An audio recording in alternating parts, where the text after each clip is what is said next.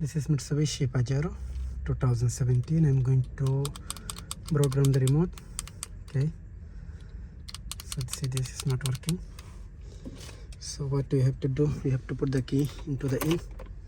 Okay, no need to turn, just put the key, use the OBD, just put the OBD here and press 1 2 3 4 5 6. Okay, now just press the any button. Okay, that's it, just press the unlock button. That's it. So this is the programming.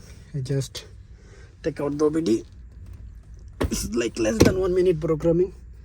Take out the OBD, take out the key, open the door, close, and check the remote. That's it. It's very easy to program the remote Mitsubishi Pajero. It's like 2006 to 2017-18 model. All you can do it just using the OBD plug. It's very easy to do.